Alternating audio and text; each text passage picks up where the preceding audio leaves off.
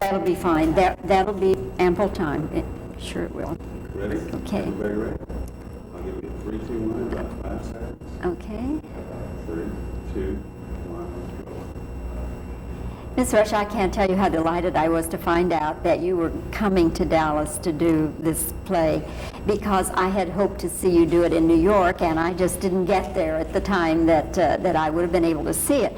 But I'm wondering, as you were bringing it into Dallas, knowing that this was the home ground of Bess Jones, if that gave you a little extra feeling of nervousness or something. Oh, yes. I don't think there's anything more frightening than an opening night. Even with all the love and the kindness in the world, and heaven knows there's not a lot of that here in Dallas. People were very fond of the lady I play, and a lot of them remember her very well indeed. I think there's always a certain amount of strain on an opening anyway. You just really don't know what people will say or think. And I've been in this business long enough to find out truly how unpredictable critics are. You can expect wonders, but sometimes it just doesn't happen. We are so pleased at the way it's been received so far here in Dallas. But also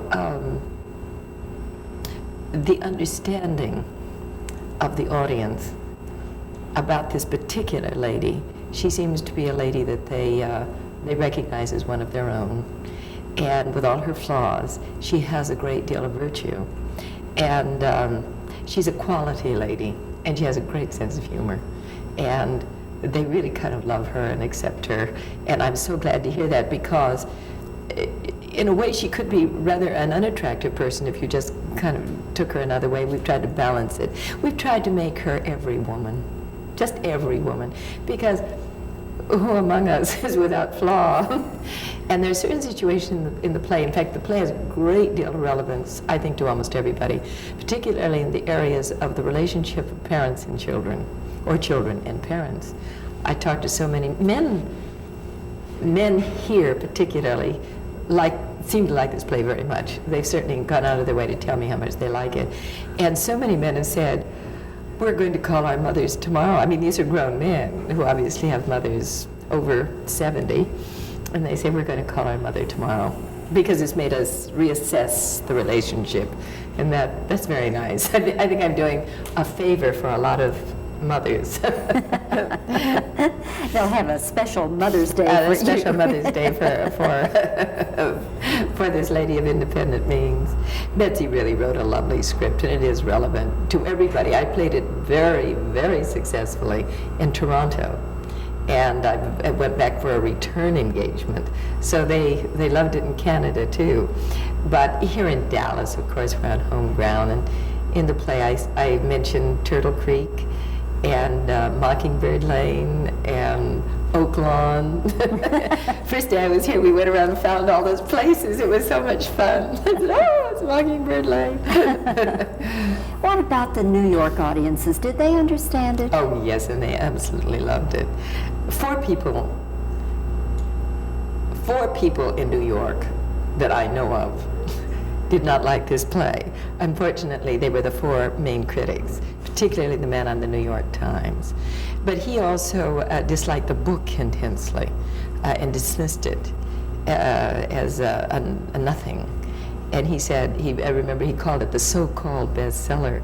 And I thought it was on the New York Times bestseller list for I don't know how many weeks. So I thought, I wonder what his review, how it set with their book reviewer and the whole book reviewing section of the New York Times. Will you continue now to tour the show? Oh, yes. Normally, when a show is not accepted by the New York Times, that is the end of that show. The New York Times critic, I believe, is 33 years old. And I think it is a shame he has that power. It is his right. I'm not questioning that. That's the job he has been given. But nevertheless, as Arthur Miller said, and Arthur Miller is a very great playwright, a playwright spends years perfecting a script, and this young 33-year-old man can destroy it for all eternity. However, we were invited after New York. We had played very successfully in Los Angeles. We went to New York, And as I say, the New York Times particularly did not like the show. And so we thought it was lost, and I certainly had no plans to do it, when a lovely lady, a producer in Canada, invited us to do it in Toronto, in a wonderful theater. And we were so successful there. The critics in Toronto loved this play. They just loved it. We received no negative reviews. And so that gave us great hope. And then our wonderful producer, Jim Abbott, decided to bring it here to Dallas. He said, we'll take it to Dallas, from whence it came originally, the lady. And so he brought it here. And now, because we have done very well so far, and the people here and the critics here both seem to like it very much, then we'll probably take it on to a small tour of Texas. And also we hope to take it to London. We have had an offer to do it in London. So I have qualms about that, but oddly enough, I think I like it in London. I'm wondering also, the people who knew Bess Jones, have any of them expressed to you their feelings about how you portray her? Yes, as a matter of fact, a woman was here the other night who knew her very well indeed. She was one of her closest friends, and she was very sweet. She said, I said, I hope it met with your approval. And she said, oh yes. She said, Bess would have loved you doing her. And so she was very pleased. She didn't say whether or not we were exactly alike, but Betsy Haley and her mother, Janet Forsyth, were showing me some photograph albums and showing me pictures of Bess. And do you know, it's amazing, my hair, particularly in the second act, is exactly the way she wore her hair. And certain attitudes she took and so forth. I thought, well, that's amazing. I really did get some things quite right about her. I never intended to play exactly her, because I do not know her. I mean, I never knew her, and I don't really know anything about her. And Betsy didn't want me to play her grandmother as far as intonation, inflection, attitudes, or mimicking. She wanted me to be my own person in the role, and that's exactly what I've done. Indeed, an awful lot of the letters, you know, that's all Betsy Haley. That's not her grandmother. A lot of people think maybe her grandmother actually wrote those letters, but she didn't. That was just the format. That was the format of the book. Mm-hmm. Was there ever, Miss Rush, any talk about developing it to be a play with a full cast, where you would have children and so forth? No.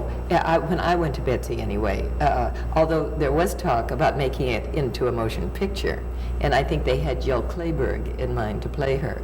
But when those rights were released by the motion picture studio, because they decided not to make it into a film, that's when I really went to Betsy and I said, can we just do the letters? Can we capsulize them? Can we take some of the letters in the book, put it into story form? And that's exactly what she did. I had learned 8 hours of material because we constantly had to rearrange. We had to throw out and include, and throw out and include, that kind of thing. And to get what we have now took a great deal of experimentation. So I really had to memorize an awful lot of work that I had to throw away. So you first became acquainted with the book, was that Yes. it? Mm-hmm. And you saw it as... Betsy was a very good friend of mine, so I was one of the first people to read the book.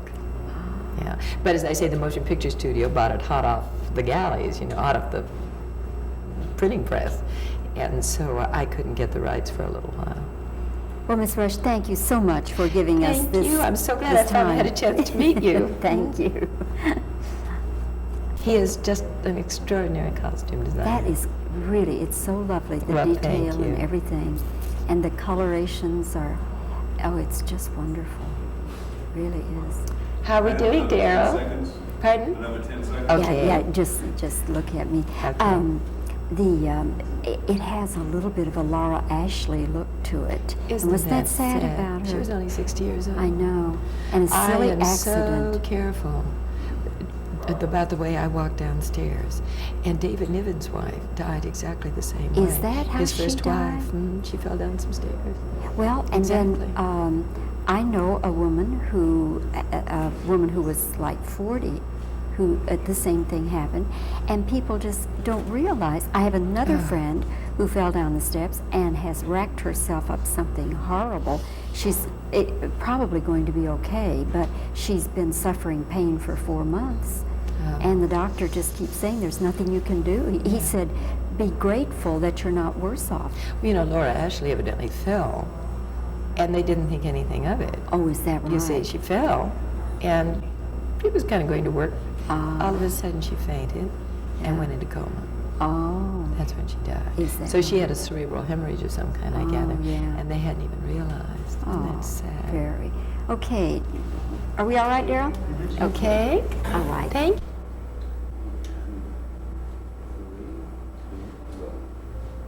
What special meaning does it have to you to be performing this play here in Dallas?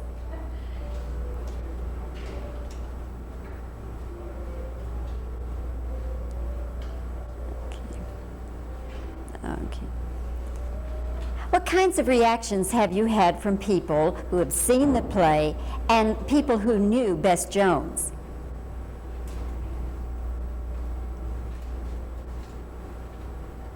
How did you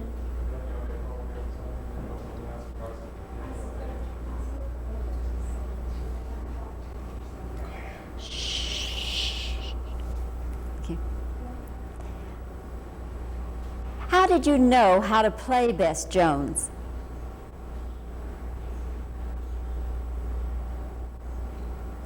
How did New York audiences respond to it? What about the New York critics?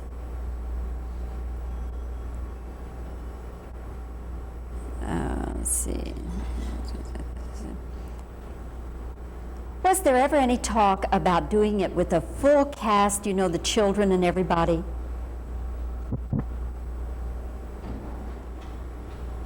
What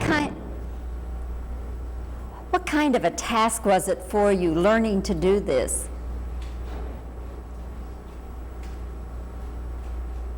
So just reactions now.